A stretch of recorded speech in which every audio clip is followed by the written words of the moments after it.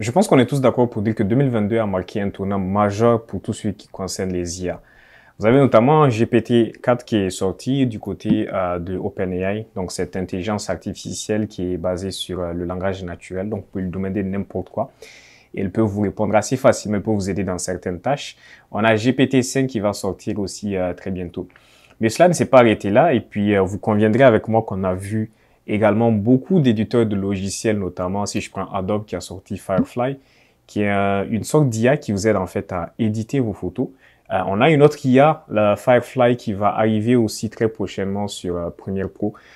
Microsoft qui est sorti avec son copilote. Bref, en fait, c'est juste pour dire que les IA aujourd'hui font partie quasiment de notre vie. Et elles sont en train de prendre une place assez importante. Et le sujet de cette vidéo, c'est pour vous dire que l'aviation ne demeure pas également en reste de ce côté-là. Et c'est ce qu'on va voir tout de suite.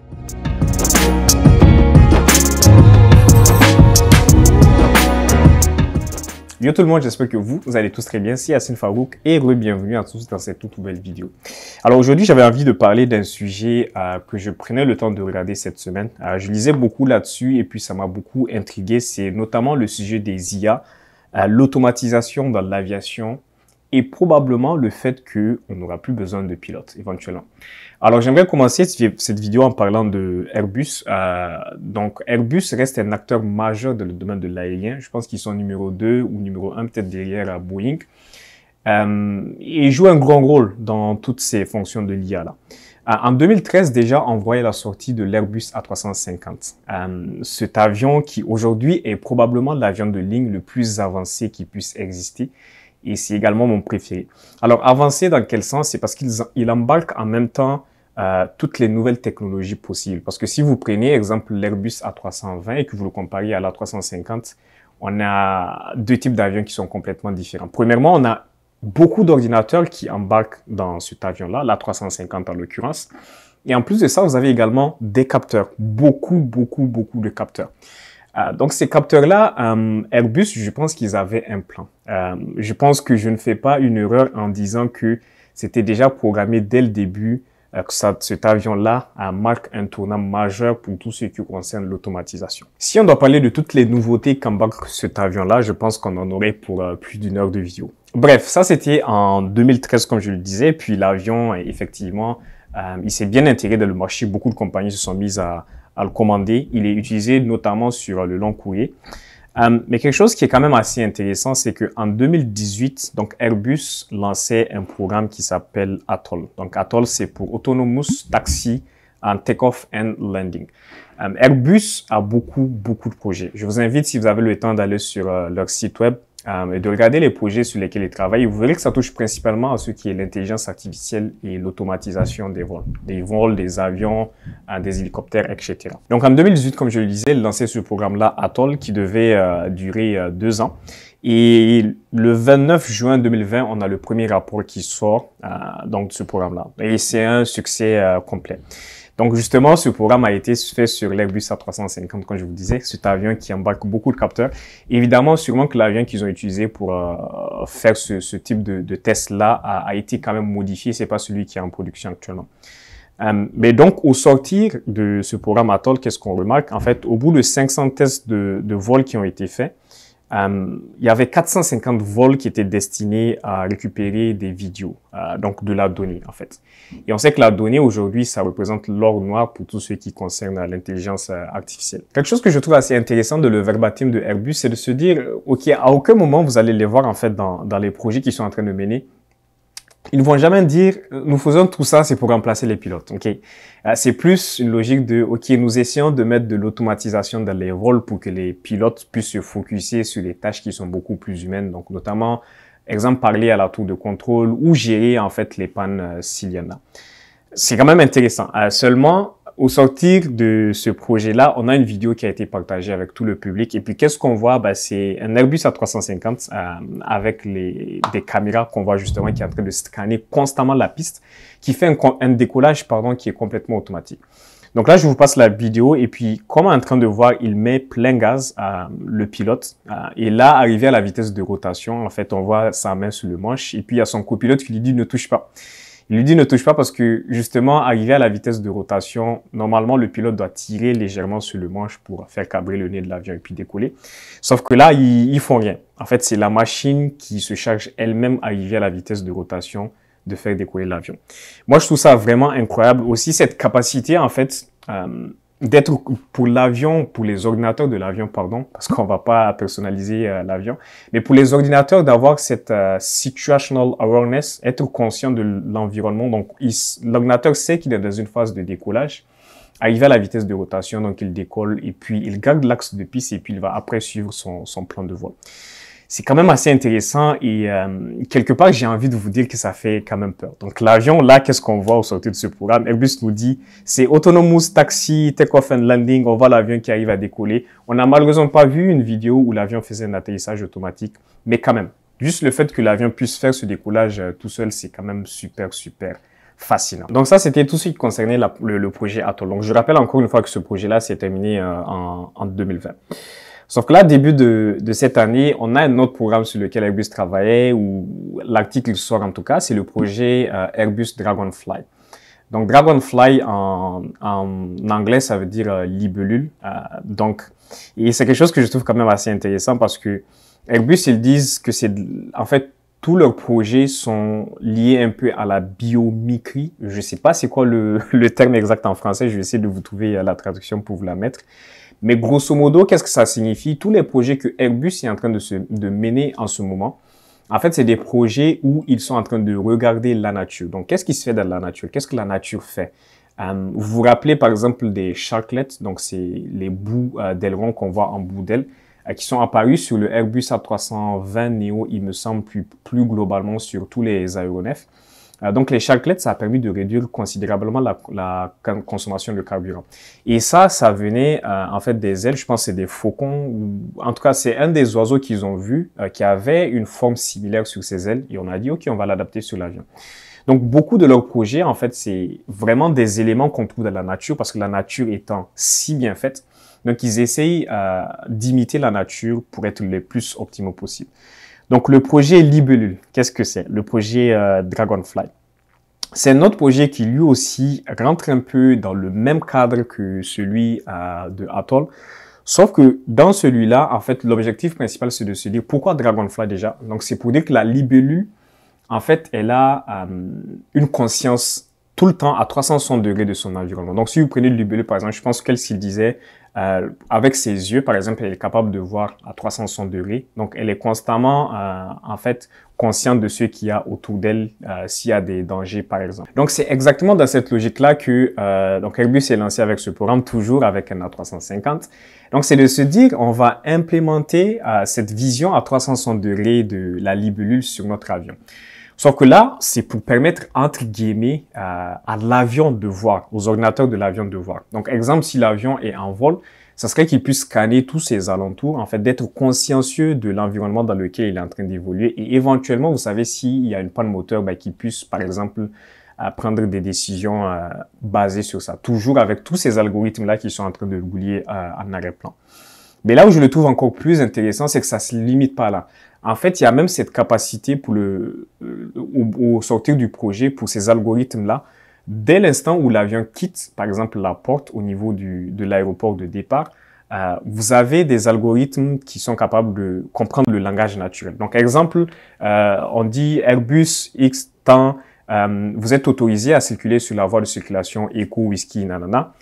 Eh bien, l'avion, il va prendre ce bout donc d'information qui est transmise par l'ATC, il va la transformer en texte et sur, par exemple, la tablette, l'ordinateur va dessiner en fait la route directement sur la carte. Donc, ça permet quelque part d'éviter au pilote de devoir écrire toutes ces instructions-là parce que l'avion va les comprendre, il va lui dire, OK, voici ce que l'ATC t'a dit, donc suis juste cette route et puis tu auras suivi les instructions de l'ATC. Moi, je trouve ça vraiment incroyable. En plus de ça, donc, on voit aussi dans une des vidéos, lorsque l'avion commence à faire son taxi, en fait, avec toutes les caméras, donc cette vision 360 dont on est en train de parler, on voit tous les avions aux alentours. Donc, on voit des avions, donc il est capable de voir qu'il y a un avion devant lui, un avion à sa gauche, un avion à sa droite.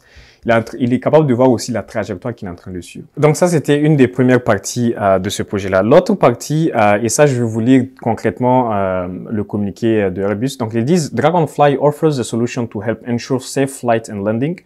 If the crew are unable to control the aircraft, the onboard functions detects the issue and automatically selects the most suitable airport to redirect the aircraft towards. Qu'est-ce que ça veut dire? C'est que concrètement, imaginez que vous avez un vol qui est en train de se dérouler tranquillement. Et là, soudainement, pour une raison ou pour une autre, je pense que j'avais lu quelque part, exemple, les pilotes deviennent incapacités. Les chances que les deux pilotes deviennent incapacités sont quand même rares, mais imaginons cela. Mais ils disent que le projet Dragonfly, donc les ordinateurs en ce moment-là seront capables, en fait, encore une fois, en ayant cette conscience vraiment de l'environnement dans lequel ils sont, de prendre le contrôle de l'avion, de détecter qu'en fait qu'il y a un problème, que les pilotes ne sont plus au contrôle de l'avion, de sélectionner un aéroport pour aller atterrir et puis diriger l'aéroport vers cet endroit-là. C'est juste incroyable. Pour une telle machine, vous imaginez vraiment, ça ouvre un énorme horizon des possibilités. J'aimerais quand même mentionner que c'est quelque chose qui existe déjà. Je connais pas le nom des avions spécifiques. C'est sûr qu'on n'est pas sur un tel ordre de grandeur. C'est pas des grosses machines comme la 350. Mais vous avez quand même des avions aujourd'hui qui existent où par le simple pression sur un bouton. Exemple, imaginons qu'un avion qui est piloté par une seule personne, si ce pilote devient incapacité, le passager peut juste cliquer sur un bouton et puis l'avion va décider automatiquement, trouver un endroit en fonction de la météo pour aller atterrir. Donc, je trouve ça vraiment incroyable. Donc, Dragonfly permettrait quelque part à terme de pouvoir implémenter ce type de technologie-là sur des avions commerciaux avec des centaines et des centaines de passagers à bord. Et finalement, le troisième aspect, c'est tout ce qui concerne l'atterrissage. Premièrement, ils disent que pour l'instant, ils ne se focalisent pas nécessairement sur le fait que l'avion puisse atterrir lui-même. Mais ce que j'ai compris, c'est plus dire, OK, avec toutes ces caméras qu'on a, on peut permettre aux pilotes d'atterrir, même si les conditions de visibilité sont extrêmement médiocres. Donc, grâce à des caméras, en fait, qui vont pouvoir retransmettre un flux vidéo à l'intérieur du cockpit qui sera beaucoup plus digeste, entre guillemets, on va dire, pour les pilotes. Et ça aussi, ça peut intervenir notamment dans des situations critiques, vous imaginez. Donc, imaginons qu'ils doivent absolument atterrir et que là où ils doivent atterrir, c'est la météo n'est pas bonne. La Dragonfly pourrait les aider à terme de faire cela. Il parle aussi du fait que, à terme, ça c'est pour plus le futur, c'est de permettre à l'avion de faire son atterrissage automatique. Ça me fait beaucoup rire parce que on parle beaucoup d'atterrissage automatique et en fait, c'est juste pour vous dire que c'est quelque chose qui existe déjà, d'accord? Si on regarde, j'avais déjà fait une vidéo, si vous ne l'avez pas vue, je vous invite à aller la regarder concernant l'ILS. Donc aujourd'hui, on a beaucoup de systèmes concernant donc les atterrissages automatiques. Vous avez des stations au sol avec lesquelles les pilotes vont se servir en fait pour se guider et puis atterrir à n'importe quel aéroport selon la situation météo. Sauf que là, avec le projet Dragonfly, qu'est-ce qui va se passer? C'est que on n'aura plus besoin de ces stations-là. En fait, l'avion sera littéralement capable d'atterrir à n'importe quel endroit parce que justement, il se suffit à lui-même, il est conscient de son environnement et avec juste ces caméras, il est capable de scanner, de savoir exactement la piste où elle est, etc., de s'aligner et puis de venir atterrir. Donc, à terme, c'est là où on est en train, en fait, de se diriger. Donc, c'est vraiment sur ces trois aspects-là que le projet se focalise. Ils disent qu'en janvier, ils disaient qu'ils sont rentrés dans les 3 derniers mois de cette phase de test-là. On va attendre de voir quelles sont les conclusions qui vont ressortir. Mais s'il faut résumer le projet, en fait, c'est globalement, c'est assistance, donc des pilotes, notamment dans des phases critiques, taxi, décollage, etc., à permettre à l'avion de communiquer directement avec l'ATC et de retransmettre ces informations-là de façon digeste pour que les pilotes puissent se concentrer sur d'autres tâches qui sont beaucoup plus humaine qu'une machine ne peut pas faire, par exemple. Cette habileté pour l'avion d'avoir cette conscience de son environnement, de toujours pouvoir scanner et puis de pouvoir assister finalement les pilotes pour tout ce qui est atterrissage automatique. Donc, grosso modo, moi, qu'est-ce que ça m'évoque, c'est que si on regarde tous ces projets que Airbus est en train de mener, et encore honnêtement, c'est vraiment très, très bien, parce que c'est comme ça aussi qu'on arrive à faire évoluer le domaine.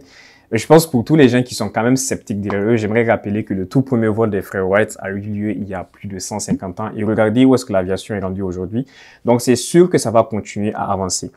Donc, à terme, où est-ce qu'on s'en va? Si on regarde le projet donc Atoll, donc c'est tout ce qui concerne le décollage automatique, les atterrissages automatiques. Le projet Dragonfly, on vient ajouter une notion de l'avion est conscient de son environnement. Quelque part, là, on est juste en train de se dire que l'avion, à terme, va se suffire en fait à lui-même. C'est juste ça que ça veut dire. Donc, il est capable, si vous regardez les phases critiques d'un vol aujourd'hui, c'est quoi? C'est les décollages et puis l'atterrissage. Et justement, une autre phase critique qui va arriver, c'est s'il y a une panne, si tout ne se passe pas comme prévu.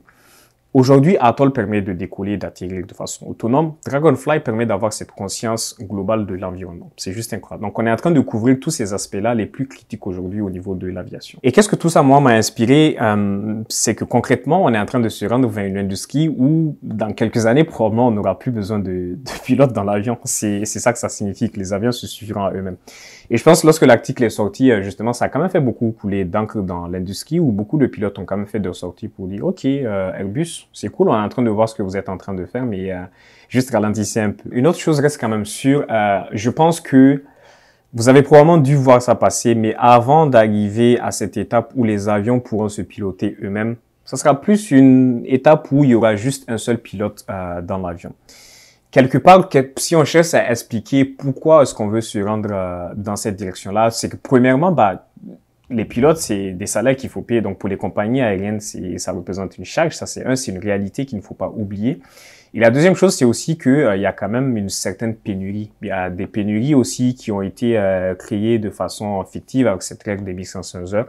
Bref, le sujet n'est pas là. Mais c'est juste pour dire que voici les éléments qui sont en train de pousser ces compagnies-là à aller dans cette direction. Mais avant d'en arriver là, avant d'éliminer les deux pilotes dans le cockpit, peut-être qu'on va en éliminer un. Et pour les gens qui sont sceptiques là-dessus, je rappelle encore une fois, le tout premier vol des frères Wright a eu lieu il y a 150 ans. Comparé la première machine des frères Wright et aux machines qu'on connaît aujourd'hui, l'évolution, elle est énorme. Les tout premiers vols commerciaux, il fallait 5 personnes. Il fallait un commandant, un copilote, un gars, un technicien, un gars chargé de la radio, etc. Bref, il y avait tout un monde dans un cockpit. Aujourd'hui, juste 2 personnes suffisent à piloter dans un avion, surtout sur de longues distances. Donc, je pense qu'avant d'arriver là, peut-être que ce sera la prochaine phase et c'est déjà en discussion où on aura juste un seul pilote, justement, qui va se charger de monitorer, entre guillemets, de babysitter l'avion du point A vers le point B. Il sera également en contact direct avec le sol pour donner une situation. Mais je pense qu'on est quand même encore loin de là, parce que, encore une fois, vous doutez bien on met 2 pilotes, c'est aussi pour une question de redondance, c'est que il y a 2 pilotes dans le cockpit, c'est pas parce que nécessairement on a besoin de 2 pilotes. C'est parce qu'il faut 2 pilotes pour s'assurer que l'autre est en train de regarder ce que l'autre fait et que, idéalement, si par exemple votre pilote 1 devient incapacité, qu'il y ait quand même quelqu'un qui puisse continuer à piloter l'avion dans le cockpit. Et l'autre réflexion que ça m'amène également, c'est est-ce que la conscience générale est prête à tout ça? Si vous regardez, Tesla avait introduit sa première voiture autonome, son autopilote en guillemets, c'était depuis les années 2014. Depuis lors, on a eu quand même pas mal d'incidents qui sont survenus. Les gens sont de plus en plus réticents et je pense pas jusqu'à aujourd'hui qu'il y ait une voiture qui se conduit elle-même. Il faut toujours qu'il y ait quelqu'un à côté. Donc, il y a tout cet aspect, je pense qu'il faudra réussir quand même à convaincre la population de façon générale de dire, OK, voici un avion qui se pilote lui-même, prenez-le, puis vous êtes en sécurité. Je pense qu'on est quand même à milieu de là. Et l'autre problème aussi qu'il faut pas oublier, c'est sûr que l'intelligence artificielle, c'est super cool. Ça permet de résoudre beaucoup de problèmes aujourd'hui.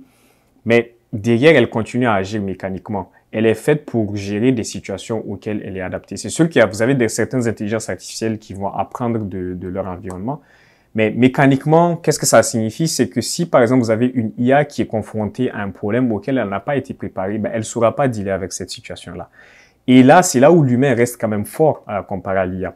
Donc, je pense que ultimement, là où on devrait arriver, c'est réussir à combiner en fait ces deux éléments-là pour rendre l'aviation encore plus sûre qu'elle ne l'est aujourd'hui. Mais de dire qu'on va complètement léguer cette sécurité à l'IA, je pense que ça reste quand même utopique.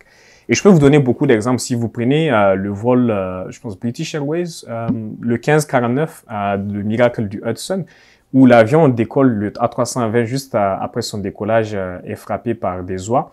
Il perd ses 2 moteurs. Le premier réflexe du commandant Sullenberger, ça a été quoi? Ça a été d'allumer son APU. Parce qu'il savait qu'il n'allait plus avoir d'électricité. En allumant son APU, il a continué à avoir de l'électricité qui lui a permis d'avoir encore le contrôle sur ses ailerons. Et grâce à ça, il a réussi à sauver tous les passagers en obéissant dans l'avion. Et donc voilà, je pense que ultimement, c'est vers là qu'on se dirige. C'est juste se dire que, est-ce que la conscience collective, la conscience générale est prête pour que les IA prennent le dessus? Je ne pense pas. Est-ce que les IA, même en tant que telles, sont prêtes pour prendre en charge toutes ces situations-là? Je ne pense pas. Donc l'idéal, en fait, ce serait d'arriver à un entre-deux, comme je disais, c'est-à-dire de pouvoir, en fait, que l'homme s'épaule de l'IA pour bien faire son travail, pour rendre l'aviation encore plus sûre qu'elle ne l'est. Encore une fois, ça reste juste mon analyse de ces faits-là et je voulais vous partager mon avis là-dessus. mais aussi recueillir vous. Qu'est-ce que ça vous évoque tout ça? Qu'est-ce que ça vous évoque en fait l'IA de façon générale dans votre vie au quotidien? Vous pouvez ne pas être passionné d'aviation, je le comprends, mais juste de façon générale, on voit de plus en plus les IA faire partie de nos vies. Qu'est-ce que ça vous évoque? Est-ce que ça vous évoque une certaine crainte ou est-ce que vous êtes plus serein par rapport, par exemple, à votre métier? Est-ce que vous sentez qu'une IA va vous remplacer dans les prochaines années à venir? Donc, n'hésitez pas à me le dire dans les commentaires, pardon. Ça sera une bonne façon de lancer le débat. C'était Yassine Farouk et j'espère vous retrouver dans une très prochaine vidéo. Peace.